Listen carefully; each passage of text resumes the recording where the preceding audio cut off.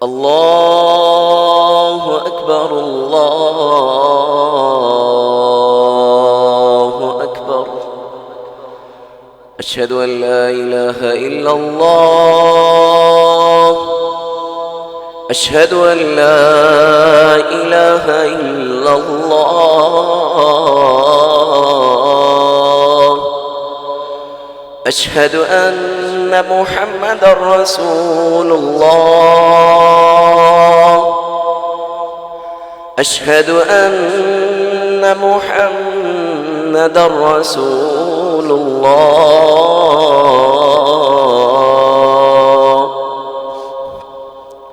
حي على الصلاة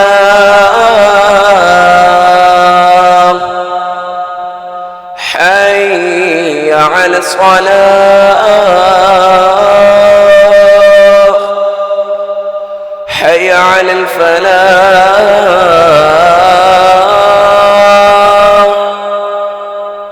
حي على الفلاح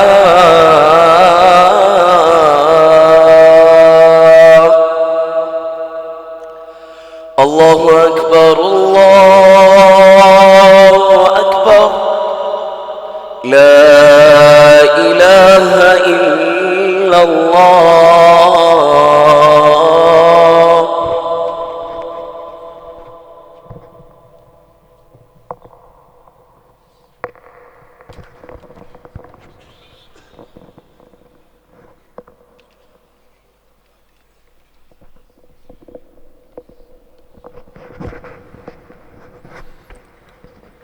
الحمد لله نحمده ونستعينه ونستغفره ونؤمن به ونتوكل عليه ونعوذ بالله من شرور أنفسنا ومن سيئات أعمالنا من يهده الله فلا مضل له ومن يضلل فلا هادي له وأشهد أن لا إله إلا الله وأشهد أن محمدا عبده ورسوله صلى الله عليه وسلم أما بعد فإن خير الحديث كتاب الله وخير الهدي هدي محمد صلى الله عليه وسلم وشر الأمور محدثاتها وكل محدثة بدعة وكل بدعة ضلالة وكل ضلالة في النار أما بعد أعوذ بالله السميع العليم من الشيطان الرجيم وقال الذين كفروا لن نؤمن بهذا القرآن وقال الذين كفروا لن نؤمن بهذا القرآن ولا بالذي بين يديه ہر قسم کی تعریفات اللہ مالک الملک کے لیے ہیں جنہوں نے جنات اور انسان کو حقیقی معنوں میں اپنی پوجا اپنی بندگی اور اپنی عبادت کے لیے بنایا ہے۔ جنات اور انسان کی تخلیق کا حقیقی اور بنیادی مقصد یہی تھا کہ وہ بارگاہ رب العالمین میں آیا کریں، اپنی جمیل نیاز کو مالک کائنات کی بارگاہ میں آ کے جھکایا کریں، اپنے دست سوال کو کبریا کی بارگاہ میں آ کے پھیلایا کریں، اپنی کمر کو حالت رکوع میں اس کی بارگاہ میں آ کے ہم کیا کریں، اسی کی تکبیر کی صداؤں کو بلند کیا کریں، اسی کی تحلیل کے آوازوں کو اجاگر کیا کریں، اسی کی تسبیح گیت گایا کریں۔ چنانچہ ارشاد ہوا وما خلقت الجن والانس الا لیعبدون، اور میں نے نہیں بنایا جنات اور انسان کو مگر اپنی پوجا اپنی بندگی اور اپنی عبادت کے لیے۔ حمد و ثنا کے بعد عرب ہا عرب انگنت اور بے شمار درود و سلام ہو اس ہستی اقدس و مقدس ورگ جن کا نام نامی اور اسم گرامی محمد کریم صلی اللہ علیہ وآلہ آلہ وصحبہ وبارک وسلم ہے۔ اللہ رب العزت نے امام الہدیٰ علیہ الصلوۃ والتسلیم کو اہل کائنات کی ہدایت اور ان کی رہنمائی کے لیے مبعوث فرمایا، اور آپ کی ذات بابرکات کے ذریعے اہل کائنات کی ہدایت اور ان کی رہنمائی کا خوب بندوبست فرمایا۔ اللہ رب العزت نے امام کائنات علیہ الصلوۃ والتسلیم کی سیرت طیبہ میں طرح طرح کی خصوصیات کو بدیعت فرما دیا تھا، اور گوناگون قسم کی صفات کو آپ کی ذات اقدس و مقدس کا حصہ بنا دیا تھا، اور ان تمام باتوں سے بڑھ کر یہ کہ میرے آقا کی زندگی میں کوئی صبح ایسے نہیں آئی، کوئی شام اور کوئی رات ایسی نہیں آئی، دکھوں کی کوئی گھڑی اور خوشیوں کا لمحہ ایسا نہیں آیا جب مالک کائنات نے اپنی تائید، نصرت اور حمایت کاملہ کو آپ کے شامل حال نہ فرمایا ہو۔ اور ان تمام باتوں سے بڑھ کر یہ کہ عرش کرم نے اپنی آخری کتاب حمید کو سید العرب والعجم امام المتقین والابرار حضرت اشرف الانبیاء والمرسلین حضرت خاتم النبیین جناب محمد کریم صلی اللہ علیہ وسلم قلب اطہر میں نازل فرما دیا تھا۔ یہ کتاب علم و حکمت کا، ہدایت کا، نورانیت کا، فلاح کا، سعادت کا، کامیابی کا ایک چارٹر ہے، ایک سمندر ہے جس میں غوطہ زن ہونے کے بعد ہدایت کے اور انوار کے اور تجلیات کے بہت سے ٹکڑے ہم کو حاصل ہوتے ہیں، اور ایک مرتبہ قرآن مجید کی تلاوت کے بعد جو کچھ حاصل ہوتا ہے اگلی مرتبہ اس سے زیادہ، اگلی مرتبہ اور زیادہ، اور یہ سلسلہ لامتناہی ہے۔ اہل تفسیر، علماء تفسیر، مفسرین ہر عہد کے اندر تفاسیر کو لکھتے رہے، لیکن بالآخر انہوں نے بھی اس بات کا اعتراف کیا کہ ابھی بھی قرآن مجید کے موضوعات کو بیان کرنے کا کما حق جو ہے حق ہم ادا نہیں کر سکے۔ اس لیے نئی نئی کاوشیں ہر دور میں ہوتی رہیں، اور ان معانی کے سمندر کو جو اللہ تعالیٰ نے اپنے کلام میں بیان کیے ہیں اور حضرت رسول اللہ نے جن کی تشریحات فرمائی ہیں، ان کو عامت الناس کے سامنے، علماء کے سامنے، عوام و خواص کے سامنے پیش کرنے کا سلسلہ جاری و ساری ہے۔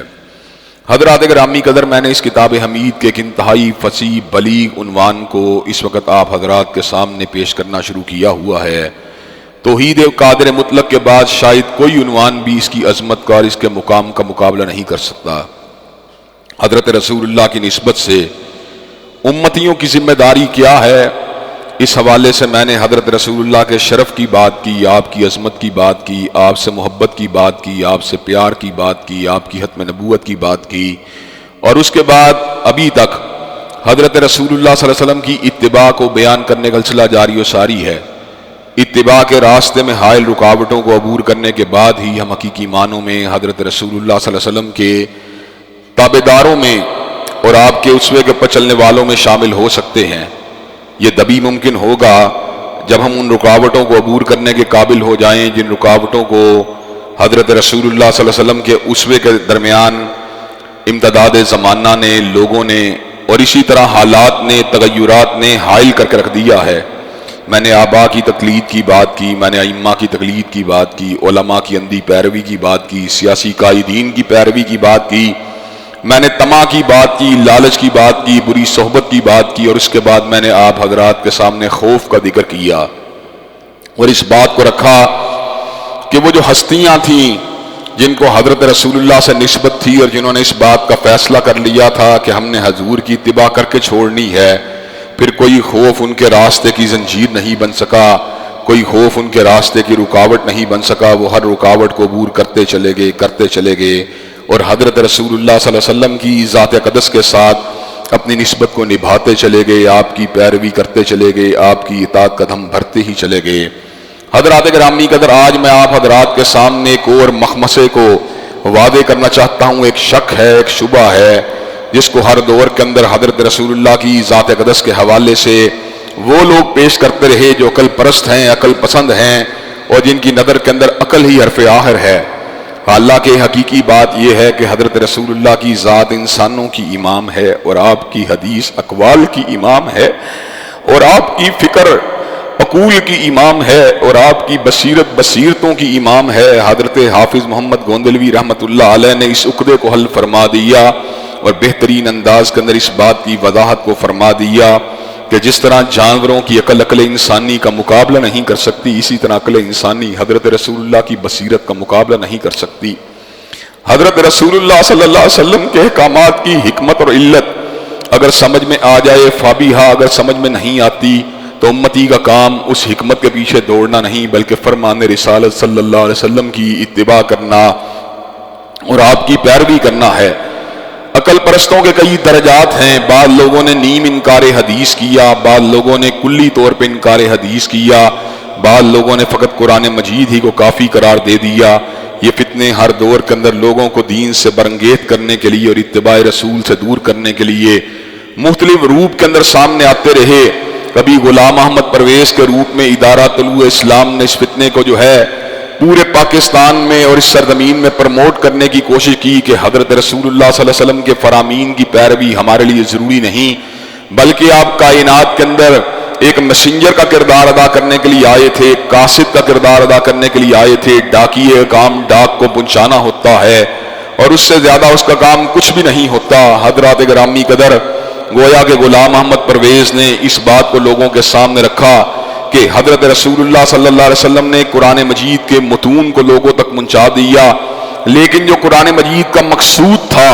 اس کے پر خود عمل کر کے نہیں بتلایا۔ العیاذ باللہ، یہ کس طرح کی بات ہے، یہ کتنی ناقص سوچ ہے، یہ کتنی پراگندہ سوچ ہے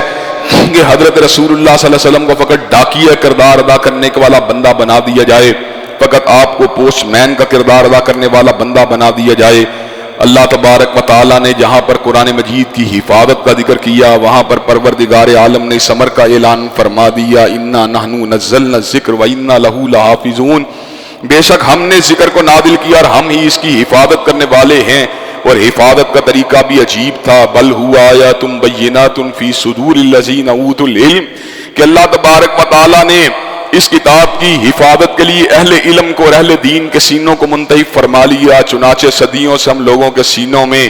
اس کتاب کو محفوظ دیکھ رہے ہیں۔ اور عالم یہ ہے لا یاتیہ الباطل من بین یدیہ ولا من خلفہ تنزیل من حکیم حمید، باطل آگے سے پکڑ نہیں سکتا، اس کو پیچھے سے چھو نہیں سکتا، نازل کرنے والی ذات حکیم و حمید کی ذات ہے۔ جو اس نے کہہ دیا وہ ہر قسم کے تغیرات سے پاک ہے، تبدل سے پاک ہے، ڈسٹورشن سے پاک ہے۔ حضرات گرامی قدر، جہاں پر ہمیں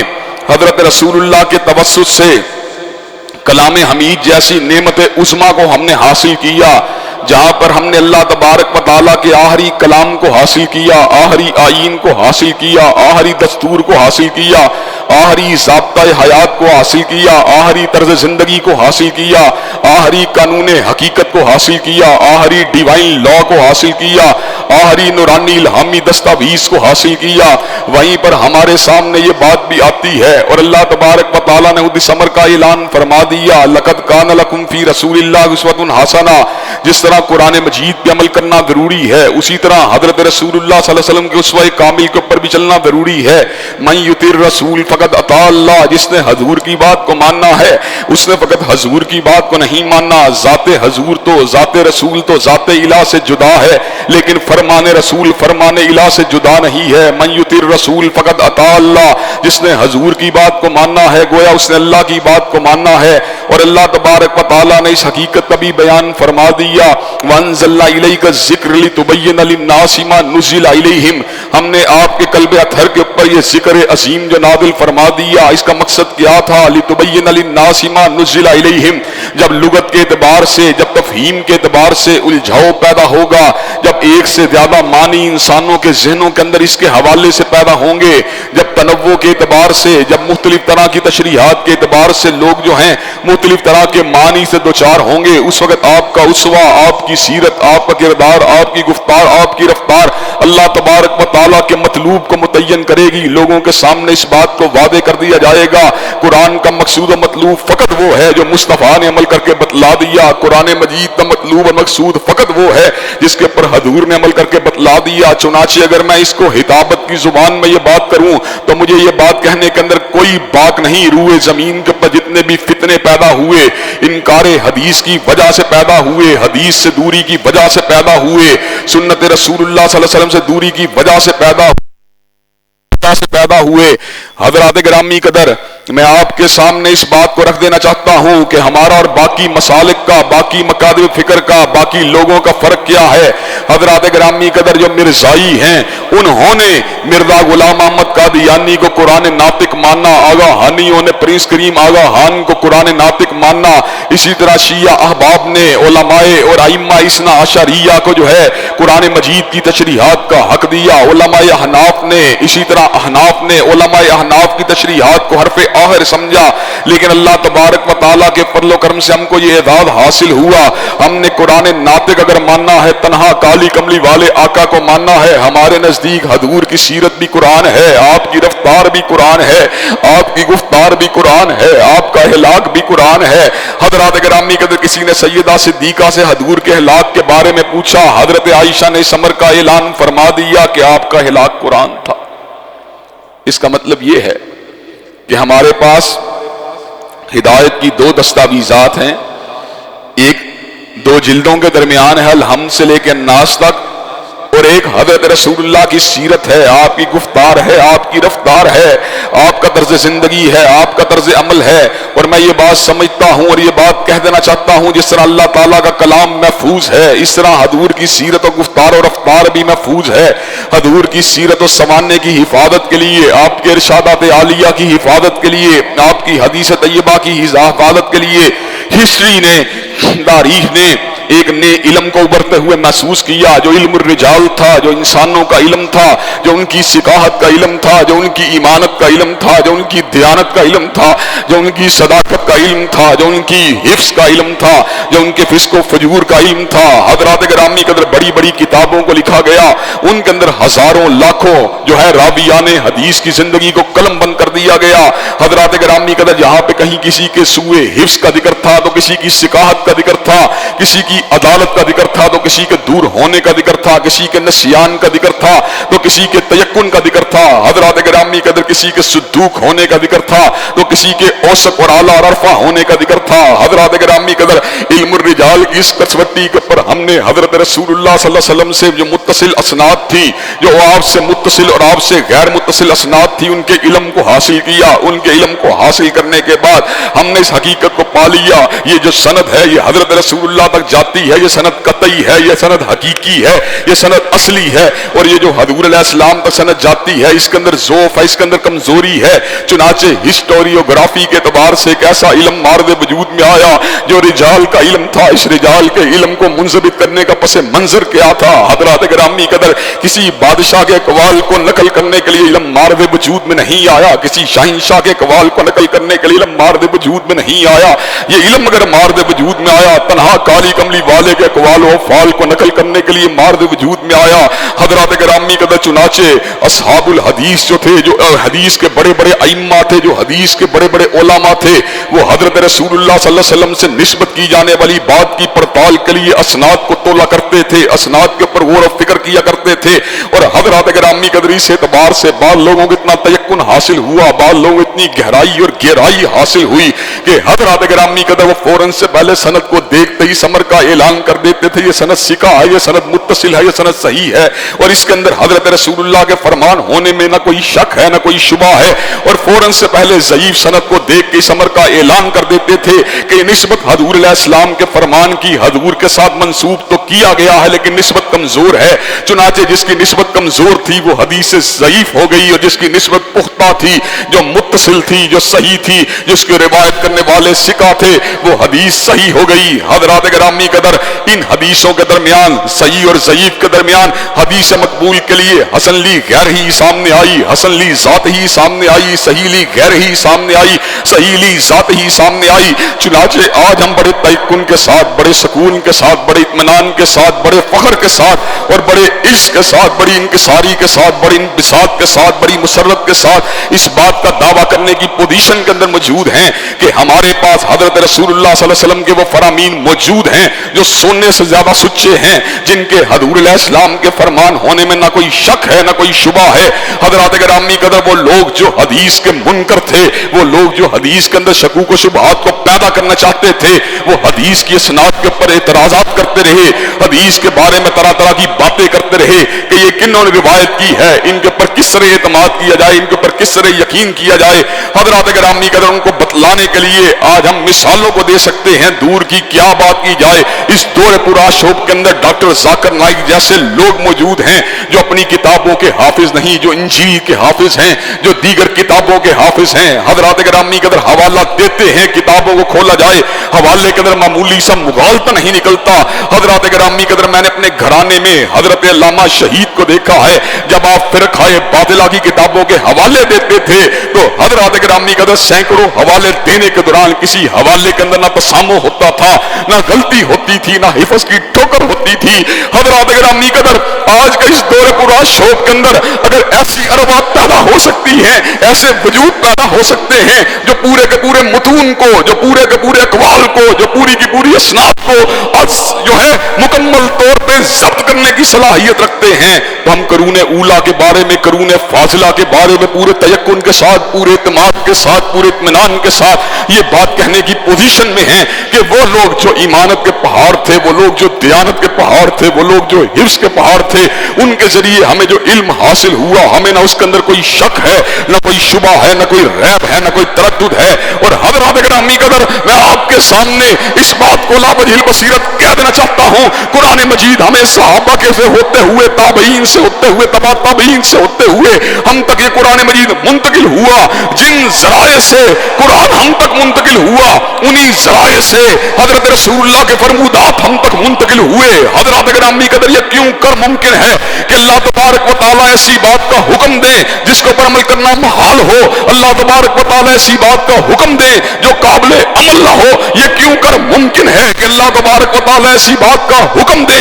جس کو پر عمل کرنا ناممکن ہو؟ جب پروردگار عالم نے اس امر کا اعلان فرما دیا، لقد کان لکم فی رسول اللہ اسوۃ حسنہ، کہ حضرت رسول اللہ کی زندگی تمہارے لیے بہترین نمونہ ہے، تو گویا پروردگار عالم نے اس بات کو بھی واضح فرما دیا، یہ اسوہ قائم رہے گا، یہ اسوہ دائم رہے گا، یہ اسوہ محفوظ و مامون رہے گا۔ حضرات گرامی قدر کہیں سے بخاری اٹھا، کہیں سے مسلم اٹھا، کہیں سے ترمذی اٹھا، کہیں سے ابو داؤد اٹھا، کہیں سے امام مالک اٹھا، کہیں سے امام دارمی اٹھا۔ حضرات گرامی قدر ان نفوس قدسیہ نے اپنی پوری کی پوری زندگیوں کو حضرت رسول اللہ کی حدیث کے جمع کرنے کے لیے اپنی زندگیوں کو صرف کر دیا، اپنی زندگی کو وقف کر دیا۔ حضرات گرامی قدر اللہ تبارک و تعالیٰ نے ان کو اس انداز میں زندہ و جاوید کر دیا، ان کو اس انداز کے اندر تابندہ کر دیا کہ حضرات گرامی قدر آج کہیں پہ بخاری کا نام آتا ہے، کہیں پہ بخاری کی مہر لگی ہوتی ہے۔ حضرات گرامی قدر آج کل جو ہے کوالٹی کنٹرول کے اسٹینڈرڈ آپ کے سامنے آ چکے ہیں، ISO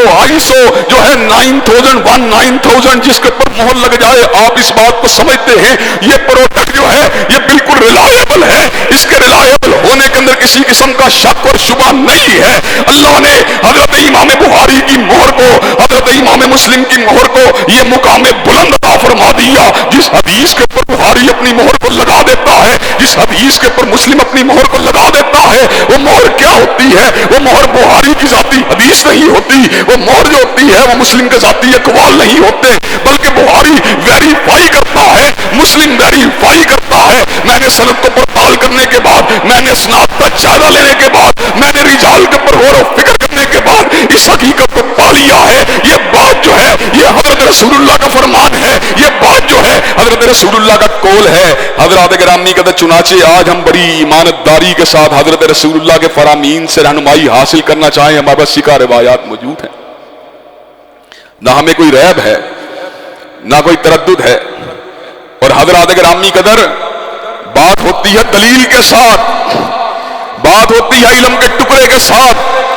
بات ہوتی ہے شہادت حق کے ساتھ، اور اللہ تبارک و تعالیٰ نے ان باتوں کو قرآن مجید میں دلیل بنا دیا۔ اللہ تبارک و تعالیٰ نے اس امر کا اعلان فرما دیا، ایتونی بکتاب من قبل ھذا او اثارۃ من علم ان کنتم صادقین، اگر تمہارے پاس کوئی سچی بات موجود ہے، صاحب کا کتابوں کے اندر سے، یا تمہارے پاس علم کا کوئی ٹکڑا موجود ہے، اس کو لے کے آؤ اگر تم سچے ہو۔ قل ہاتوا برہانکم ان کنتم صادقین، اگر تمہارے پاس کوئی دلیل حقیقی موجود ہے اس کو لے کے آؤ اگر تم سچے ہو۔ حضرات گرامی قدر چنانچہ آج ہم یہ بات کہنے میں حق بجانب ہیں، جو انکار حدیث کرنے والے ہیں، جو منکر حدیث ہیں، در حقیقت وہ انکار قرآن کرنے والے ہیں، اور حضرات گرامی قدر ان کے پاس امت کی رہنمائی کے لیے نہ کوئی دلیل ہے، امت کی رہنمائی کے لیے نہ کوئی راستہ ہے، امت کی رہنمائی کے لیے نہ کوئی روشنی ہے۔ حضرات گرامی قدر مجھے یہ بات بتلائیے، میں چھوٹی سی بات کرتا ہوں، جب بچے کی ولادت ہوتی ہے، حضرات گرامی قدر بچے کی ولادت کے بعد حدیث کو ماننے والے اس کا ختنہ بھی کرتے ہیں، اس کے بالوں کو بھی مونڈتے ہیں، اس کا عقیقہ بھی کرتے ہیں۔ حضرات گرامی قدر جو بچے کی ولادت کے موقع پہ حدیث کو نہیں مانتا، وہ نہ ختنہ کرے گا، نہ عقیقہ کرے گا، نہ اس کے بالوں کو مونڈے گا، اس کو کچھ پتا نہیں ہے بچے کی ولادت کے بعد بچے کی گندگی کو دور کرنے کے لیے بچے کی طرف سے جو ہے خون بہا کرنے کا طریقہ کار کیا ہونا چاہیے۔ حضرات گرامی قدر جو منکرین حدیث ہیں ان کو اس بات کا بھی علم نہیں۔ میں نے پیدائش کی بات کی، میں نے ولادت کا ذکر کیا، آئیے اب موت کی بات بھی کر لیتے ہیں۔ قرآن مجید کے اندر اموات کا ذکر ہے، قرآن مجید میں کوئی قبور کا ذکر ہے، لیکن قرآن مجید نے دفن کے طریقے کو نہیں بتلایا، انسان کو جو ہے سپرد ہاتھ کرنے کے طریقے کو نہیں بتلایا، قرآن مجید نے جنازے کے طریقے کو نہیں بتلایا۔ جو بندہ حدیث کا قائل ہے، جو بندہ حدیث پہ فائل ہے، جب اس کا مردہ جو ہے دنیا سے رخصت ہو جائے گا، وہ اس کو غسل بھی دے گا، وہ اس کو کفن بھی دے گا، وہ اس کو قبر کے اندر بھی اتارے گا، اس کے جنازے کو بھی اٹھایا جائے گا، اس کو زمین کے اندر بھی دفنایا جائے گا، اس کی قبر کے اوپر کھڑے ہو کے دعائے مغفرت کو بھی کیا جائے گا۔ لیکن حضرات گرامی قدر جو حدیث کا انکار کرنے والا ہے، نہ اس کے مردے کو غسل دیا جائے گا، نہ اس کے مردے کو کفن دیا جائے گا، نہ اس کے مردے کا جنازہ پڑھا جائے گا، نہ اس کے مردے کو قبر میں اتارا جائے گا۔ حضرات گرامی قدر نہ اس کے مردے کو دفن کرنے کے اندر کوئی یقینی دلالت یا کوئی یقینی دلیل ہمارے پاس موجود ہوگی۔ وہ مردے کو آگ دے، وہ مردے کو پانی میں بہا دے، وہ مردے کو قبر میں دفن کر دے۔ حدیث کا انکار کرنے والے کے پاس زندگی گزارنے کوئی راستہ موجود نہیں، نہ پیدائش کے وقت اس کے پاس کرنے والا کوئی کام موجود ہے، اور نہ ہی میت کی تدفین کا کوئی اس کے پاس ضابطہ موجود ہے۔ حضرات گرامی قدر، حج کے مہینے اللہ تعالیٰ نے قرآن مجید میں کہا معلوم ہے، الحج اشہر معلومات، حج کے مہینے معلوم ہیں، جو ان مہینے کے اندر احرام باندھتا ہے وہ حج کر سکتا ہے۔ شوال میں، ذیقات میں، ذی الحجہ میں احرام باندھنے والا حج کرنے کا حقدار ہے، حاجی بن سکتا ہے۔ حضرات گرامی قدر، جو انکار حدیث کرنے والا ہے اس کو حج کے مہینوں کا علم کہاں سے ہوگا؟ کہ قرآن مجید میں ان مہینوں کا ذکر آیا؟ کیا قرآن مجید نے ان مہینوں کے بارے میں بتلایا؟ اور حضرات گرامی قدر، ذی الحجہ جو کہ حج کا مہینہ ہے، اس کی پہلی تاریخ سے حج نہیں ہوتا، اس کی دوسری تاریخ سے حج نہیں ہوتا، اس کی تیسری تاریخ سے حج نہیں ہوتا، اس کی پانچویں تاریخ سے حج نہیں ہوتا، 8ویں تاریخ سے حج شروع ہوتا ہے، 12ویں تاریخ کو یا 13ویں تاریخ کو یہ عمل وائنڈ اپ ہوتا ہے۔ جو حدیث کا انکار کرنے والا ہے مجھے یہ بات بتلائیے، وہ حج کرے گا تو کیسے کرے گا؟ کس مہینے کے اندر کرے گا؟ کن تاریخوں کے اندر کرے گا؟ حضرات گرامی قدر، اللہ تبارک و تعالیٰ نے اس بات کا ذکر کیا کہ ان الصفا والمروۃ من شعائر اللہ فمن حج البیت او اعتمر فلا جناح علیہ ان یطوف بہما، کہ صفا مروہ اللہ کی نشانیاں ہیں، کوئی گناہ نہیں ہے، جو ان کا طواف کرنا چاہے ان کا طواف کرے۔ حج کے موقع پر، عمرے کے موقع پر حضرات گرامی قدر، آپ ذرا اس بات کے اوپر غور کیجئے، طواف کا عمومی مفہوم تو گول دائرے کے چکر کو مکمل کرنا ہوتا ہے، لیکن ہم نے اسوہ رسول سے سبق کو حاصل کیا۔ صفا سے مروہ ایک چکر کا نام ہے، مروہ صفا دوسرے چکر کا نام ہے۔ حضرات گرامی قدر، اگر فقط عقل کی بات کی جائے، عقل طواف ایک مکمل چکر کو قرار دیتی ہے، صفا سے صفا تک ایک چکر مکمل ہوگا۔ حضرات گرامی قدر، صفا سے مروہ، مروہ سے صفا، صفا سے مروہ، حضرات گرامی قدر یہ 7 چکر جب آپ نے مکمل کر لیے، آپ کی صحیح مکمل ہو گئی۔ جو حدیث کا انکار کرنے والا ہے وہ صحیح کرے گا تو کیسے کرے گا؟ 3 چکروں کے ساتھ کرے گا کہ 5 چکروں کے ساتھ کرے گا؟ 7 چکروں کے ساتھ کرے گا کہ 9 چکروں کے ساتھ کرے گا؟ حضرات گرامی قدر، صحیح اکیلی اس کا منہ چڑھاتی رہے گی، اس کو یہ سبق پڑھاتی رہے گی۔ جو حضرت رسول اللہ کی حدیث کو نہیں مانتا، وہ قرآن مجید کی دلالت کو نہیں مانتا، جو حضرت رسول اللہ کے فرامین مبارکہ کو نہیں مانتا، وہ قرآن مجید کا عمل کرنے سے بھی قاصر رہ جاتا ہے۔ اس لیے کہ قرآن مجید جو تھا وہ قلب مصطفیٰ کے پر اتارنے کی حکمت ہی یہی تھی، وہ قلب مصطفیٰ کے پر نازل کرنے کی حکمت ہی یہی تھی کہ حضرت رسول اللہ اپنے فرامین سے، اپنے افعال و اقوال سے، اپنی حدیث سے، اپنی سنن سے اس بات کو واضح فرما دیں کہ قرآن کی اس آیت پر عمل کرنے کا طریقہ کار کیا ہے۔ حضرات گرامی قدر، نکاح کے موقع پر گواہ ہونے چاہیے کہ نہیں ہونے چاہیے؟ نکاح اس کا اعلان ہونا چاہیے کہ نہیں ہونا چاہیے؟ نکاح کے موقع پہ خطبہ مسنونہ کو پڑھنا چاہیے کہ نہیں پڑھنا چاہیے؟ حضرات گرامی قدر، ان کا ہم نے علم اگر حاصل کیا،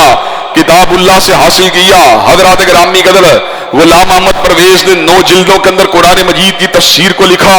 اس بات کو بتلانے کے لیے قرآن مجید کی آیات پہ عمل کیا جائے تو کیسے کیا جائے، قرآن مجید کی باتوں کے پر عمل کر کے کے لیے کس رہنمائی کی ضرورت ہے، اس نے اس رہنمائی کو اپنی کتاب میں، اپنی تفسیر میں قلم بند کر دیا۔ حضرات گرامی قدر، ایک بندہ جو حدیث مصطفیٰ سے پیار کرنے والا تھا، جو سنت نبوی شریف سے پیار کرنے والا تھا، اس نے غلام احمد پرویز کو خط لکھا۔ اس نے کہا، آپ کہتے تھے تنہا قرآن مجید انسان کی زندگی گزارنے کے لیے کافی ہے، لیکن آپ نے اس کی وضاحت کے لیے 9 جلدوں کو تحریر کر دیا۔ اس کا مطلب یہ ہے اس کے متن کی توضیحات کی ضرورت ہے، اس کے متن کی تشریحات کی ضرورت ہے۔ اگر قرآن مجید کو سمجھنے کے لیے آپ کی 9 جلدوں کو پڑھنا پڑے گا تو اس سے بہتر ہے حضرت رسول اللہ کی حدیث کی 6 جلدوں کو پڑھ لیا جائے اور ان کے پر ویسے عمل کر لیا جائے جیسے اللہ تبارک و تعالیٰ کو مطلوب ہے۔ حضرات گرامی قدر، غلام احمد پرویز اس بات کو سمجھ چکا تھا اور اس بات کو اچھی طرح اس سے آگاہ ہو چکا تھا کہ تنہا قرآن مجید جو ہے اس کو صحیح معنوں میں لوگوں کے مسائل کے حل کے طور پر پیش کرنے کا دعویٰ حقیقت پر مبنی نہیں ہے۔ حضرات گرامی قدر، اس نے تصور مرکز ملت کو پیش کیا۔ مرکز ملت کا تصور یہ تھا کہ جس کو کسی بات کی رہنمائی کی ضرورت ہو وہ ادارہ طلوع اسلام کے ساتھ رجوع کرے، ان کے مفتیان کے ساتھ رجوع کرے، ان کے اکابرین کے ساتھ رجوع کرے، ان کی باتوں کو سنے، ان کی باتوں کے پر عمل کرے۔ حضرات گرامی قدر، لیکن جس کے دل میں حدیث کی محبت ہوگی، جس کے دل میں سنت کا پیار ہوگا، وہ اس بات کو سمجھ جائے گا میں ادارہ طلوع اسلام کے مفتیوں سے کیوں پوچھوں، میں فلاں جو منکرین حدیث ان کی بات کو کیوں مانوں، میں بات اگر مانوں گا تو کالی کملی والے آقا کی مانوں گا۔ حضرات گرامی قدر، اللہ تبارک و تعالیٰ نے قرآن مجید میں سورہ لہب کو نازل کیا۔ اللہ تبارک و تعالیٰ اس امر کا اعلان فرماتے ہیں، تبت یدا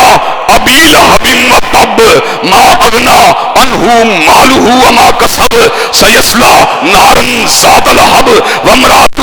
حمالۃ الحطب فی جیدہا حبل من مسد۔ اللہ تبارک و تعالیٰ نے ابو لہب کی مذمت کی ہے۔ یہ ابو لہب کس کا نام ہے؟ یہ ابو لہب کس کردار کا نام ہے؟ یہ ابو لہب کس شخص کا نام ہے؟ حضرات گرامی قدر، جب ہم نے سیرت کی کتابوں کو پڑھا، جب ہم نے تاریخ کی کتابوں کو پڑھا، جب ہم نے حدیث کی کتابوں کو پڑھا، ہمیں یہ بات سمجھ میں آئی ابو لہب نبی کا سگا چچا تھا، وہ حضرت رسول اللہ کی دعوت توحید سے اناد رکھا کرتا تھا، حضرت رسول اللہ کے بارے میں بدبختی والے الفاظ کہا کرتا تھا، آپ کو ایذا دیا کرتا تھا، آپ کو تکلیف دیا کرتا تھا۔ ہم نے سورہ لہب پڑھی، ہم نے ابو لہب کے انجام کا ذکر پڑھا، اس کی بیوی کے برے انجام کا ذکر پڑھا، اس کے گلے کے اندر موج کی رسی کا ذکر پڑھا، اس کے گلے کے اندر آگ کے ہار کا ذکر پڑھا۔ حضرات گرامی قدر، ہم ابو لہب کے انجام سے عبرت حاصل کرنے کے قابل ہو گئے، لیکن جو حدیث کا منکر تھا وہ ابو لہب کے بارے میں بھی ہمیں بتلانے سے قاصر۔ ابو لہب کس ذات کا نام ہے؟ ابو لہب کس کردار کا نام ہے؟ ابو لہب کو بددعا دی گئی تو کیوں دی گئی؟ ابو لہب کے برے انجام کا ذکر کیا گیا تو کیوں کیا گیا؟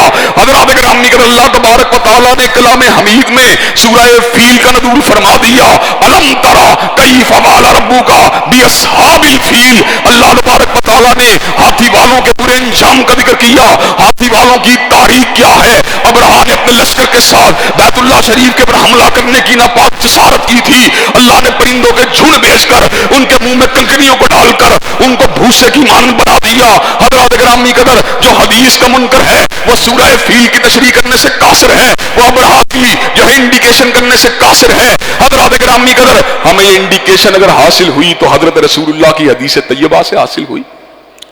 حضرات گرامی قدر، ایک وہ لوگ ہیں جو قطعیت سے حدیث کا انکار کرنے والے ہیں، اور یہ فتنہ بڑھتے بڑھتے یہاں تک پہنچا کہ ڈاکٹر راشد الحلیفہ نے باقاعدہ طور کے اندر نارتھ امریکہ کے اندر اعلان نبوت اور رسالت کر دیا کہ میں حدیث کی میری جو اقوال ہیں، میری جو باتیں ہیں وہ قرآن مجید کے بارے میں حرف آر ہیں۔ اور راشد الحلیفہ، تیرا قرآن سے کیا تعلق ہے؟ تیرا قرآن سے کیا لینا دینا ہے؟ تیرا قرآن سے کیا واسطہ ہے؟ قرآن اترا، کل من کان عدوا لجبریل فإنہ نزلہ علی قلبک بإذن اللہ۔ اللہ نے اس کو حضرت رسول اللہ کے قلب اطہر کے پر اتارا ہے۔ حضور کی بات کو نہ ماننے، تیری بات کو مان لیں،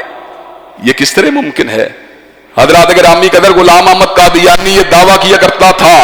کہ بخاری کی وہ حدیث جو قرآن کے مطابق نہیں ہوگی ہم نہیں مانیں گے، مسلم کی جو حدیث جو ہے جو قرآن مجید کے مطابق نہیں ہوگی ہم نہیں مانیں گے، اور اپنا دعویٰ قرآن کے خلاف، حدیث طیبہ کے خلاف، اجماع امت کے خلاف، علماء کے استدلال کے خلاف، علماء کی فہم اجماعی کے خلاف۔ حضرات گرامی قدر، جتنے بھی فتنوں نے سر اٹھایا، جزوی یا کلی انکار حدیث سے سر اٹھایا۔ حضرات گرامی قدر، غامدی صاحب بھی بڑے صاحب عقل و شعور ہیں، لیکن اس مسئلے کے اندر ان کو بھی ٹھوکر لگ گئی، ان کے ذہن کے اندر بھی حبر واحد کے بارے میں خلش پیدا ہوئی، ان کے ذہن کے اندر بھی شکوک و شبہات پیدا ہوئے، چنانچہ انہوں نے کسوٹی کو قائم کیا۔ وہ حدیث جو حبر واحد ہے اگر وہ عقل سلیم کے مطابق نہ ہو، غامدی صاحب اس کو قبول کرنے کے بعد مادہ تیار نہیں ہوتے۔ چنانچہ نزول مسیح کی حدیثوں کے بارے میں غامدی صاحب کو اس بات کے پر اعتراض ہے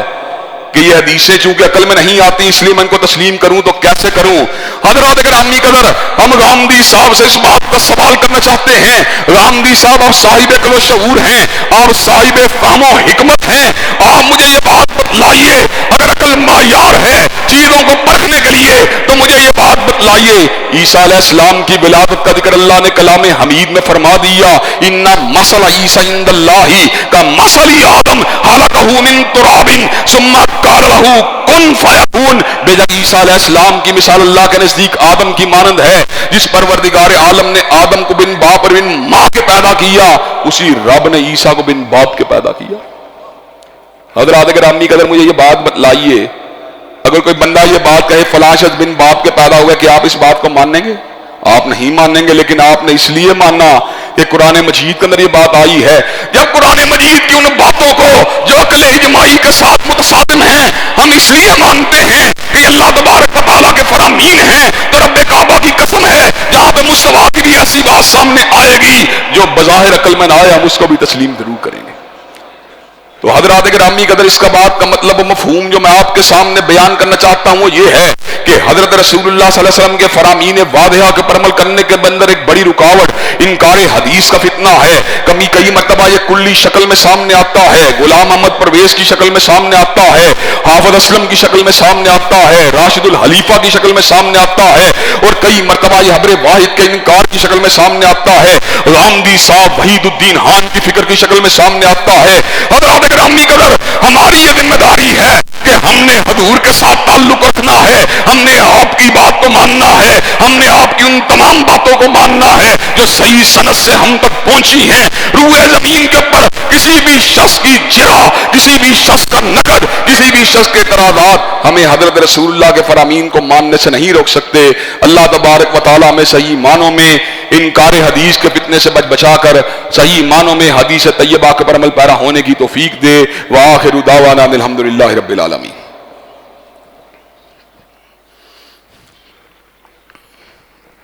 اور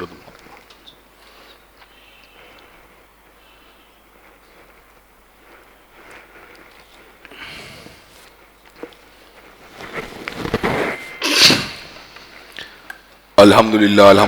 نحمدہ ونستعینہ ونستغفرہ ونؤمن بہ ونتوکل علیہ ونعوذ باللہ من شرور انفسنا ومن سیئات اعمالنا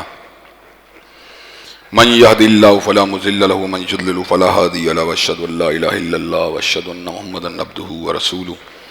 اما بعد فإن خیر الحدیث کتاب اللہ وخیر الہدی ہدی محمد صلی اللہ علیہ وسلم وشر الامور محدثاتها وكل محدثۃ بدعہ وكل بدعۃ ضلالہ وكل ضلالۃ فی النار. حضرات گرامی قدر حضرت رسول اللہ صلی اللہ علیہ وسلم کے فرامین واضحہ کو ماننے کے راستے میں ایک بڑی رکاوٹ انکار حدیث کا فتنہ ہے. بہت سے لوگ آپ کے فرامین کو نظر انداز کر کے فقط قرآن سے رہنمائی کی بات کرتے ہیں. یہ لوگ نمازوں کو بھی ادا نہیں کر سکتے, اس کی رکعتوں کو بھی معلوم نہیں کر سکتے, نماز کے ارکان سے بھی آگہی کو حاصل نہیں کر سکتے, زکوٰۃ کے نصاب کو بھی نہیں سمجھ سکتے, حج کو ادا کرنے سے بھی قاصر ہیں. انسان زندگی کے لمحے لمحے میں سیرت مصطفیٰ کا محتاج ہے, حضرت رسول اللہ کے فرامین واضحہ کا طلبگار ہے. اور میں نے پہلے بھی یہ بات کہی تھی کہ نبی مہرباں کو واحد ہستی ہیں یہ اعزاز حاصل ہے کہ ادیب اگر لکھے تو ادب بنے, کاتب اگر لکھے تو کتابت بنے, حدیب اگر بولے تو ہدابت بنے, مقرر اگر بولے تو تقریر بنے, نثر نگار اگر لکھے تو نثر بنے, جج اگر لکھے تو فیصلہ بنے, سپاہ سالار اگر لکھے تو قانون بنے. حضرات گرامی قدر لیکن کائنات کے اندر یہ اعزاز اگر کسی کو حاصل ہے, تنہا مصطفیٰ کو حاصل ہے کہ ہر لفظ شریعت بنیا جدو نبی نے زبان ہلائی. حضرات گرامی قدر یہ آقا کو اعزاز حاصل ہے کہ آپ کا ہر لفظ شریعت ہے, آپ کا ہر لفظ دلیل ہے, آپ کا ہر لفظ آئین و قانون ہے. اس دور کے اندر بہت سے ایسے وجود سامنے آتے ہیں, کبھی غامدی صاحب جیسے لوگ جو لوگوں کے ذہنوں کے اندر اس حوالے سے عقل سلیم کو سامنے رکھ کر حدیث کے مقابلے کے اوپر پیش کرتے ہیں, اور کبھی صحابہ کے دشمن حدیث کے اندر تعویل کرنے والے مرزا جیلمی جیسے فتنے بھی سامنے آتے ہیں جو حضرت رسول اللہ کی حدیثوں کے اوپر بالعموم تنقید کرتے ہوئے نظر آتے ہیں. حضرات گرامی قدر جو احادیث طیبہ کے مفہوم اور مطلوب کو بدلتے ہوئے نظر آتے ہیں, ہمارا کام کیا ہے؟ ہم نے ہر لمحہ, ہر لحظہ, ہر جگہ کتاب و سنت کی بات کرنی ہے, حضرت رسول اللہ کی حدیث کی حجیت کی بات کرنی ہے, آپ کی سنت مطہرہ کے آئین اور قانون ہونے کی بات کرنی ہے, آپ کے فرامین مبارکہ کے دلیل اور منہج ہونے کی بات کرنی ہے. حضرات گرامی قدر اس کے ساتھ ایک دو باتیں ہیں جس کی طرف میں آپ کی توجہ کو مبذول کروانا چاہتا ہوں. ہر سال 8 مارچ کو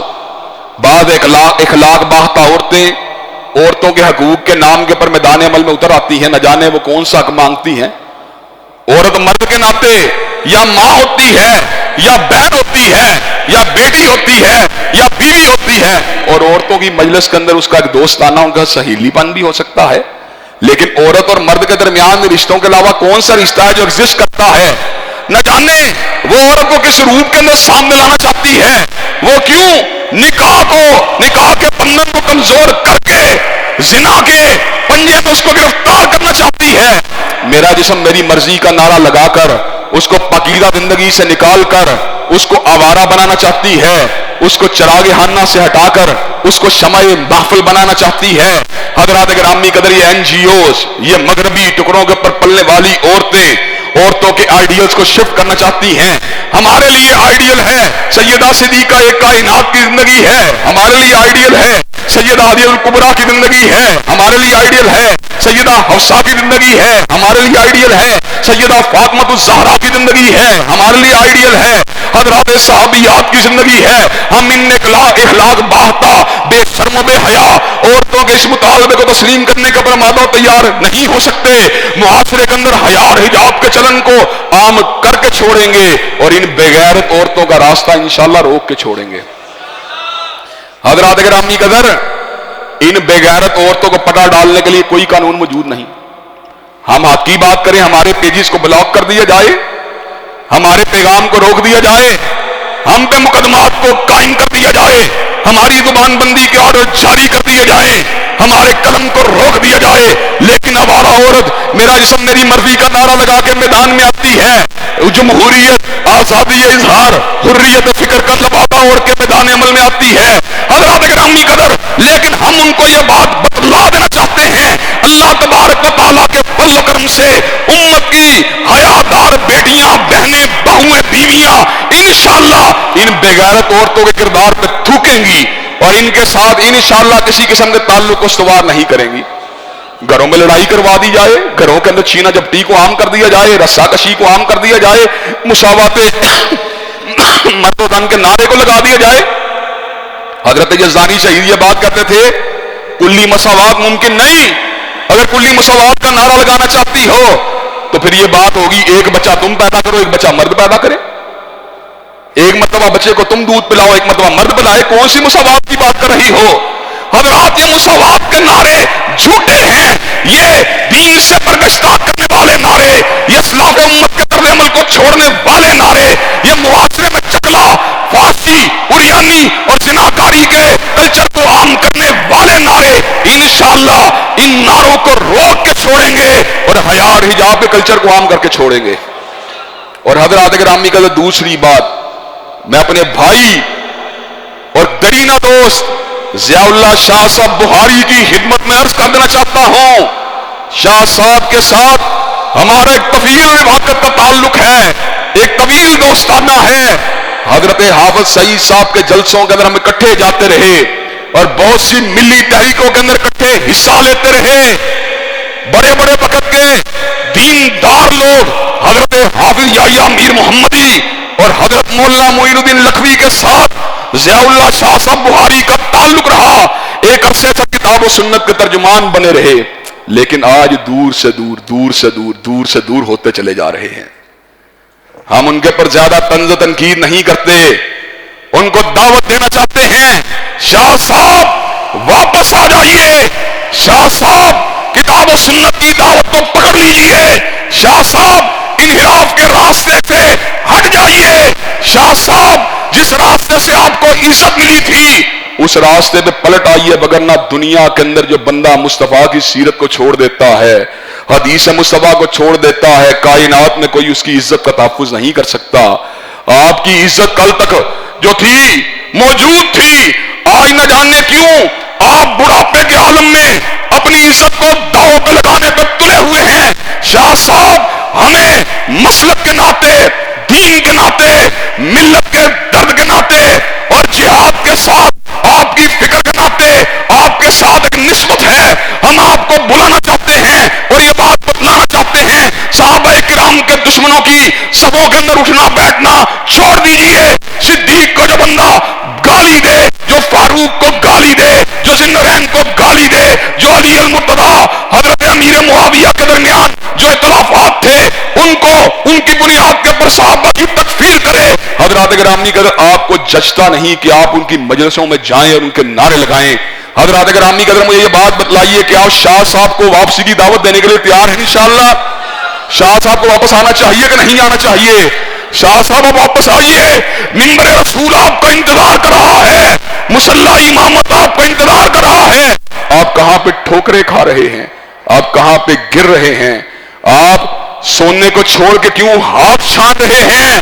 شاہ صاحب آپ لال و یاقوت کو چھوڑ کے کیوں مٹی کھا رہے ہیں؟ شاہ صاحب پلٹ آئیے، ہم آپ کے لیے دیدہ و دل فراش راہ ہیں۔ اللہ تبارک و تعالیٰ آپ کو ہدایت دے اور آپ کو دین کے پر استقامت دے۔ ہم نیک دلی تمناؤں کے ساتھ آپ کی واپسی کے منتظر ہیں۔ انشاءاللہ مجھے امید ہے کہ ہماری پکار شاہ صاحب کے ضمیر کو ضرور جھنجھوڑے گی، ان کے شعور کو ضرور جھنجھوڑے گی، اور شاہ صاحب انشاءاللہ واپسی کے راستے پر برآمد و تیار ہوں گے۔ ان اللہ یامر بالعدل والاحسان وایتاء ذی القربى وینہی عن الفحشاء والمنکر والبغی سبحان ربک رب العزۃ عما یصفون والسلام علی المرسلین والحمد للہ رب العالمین۔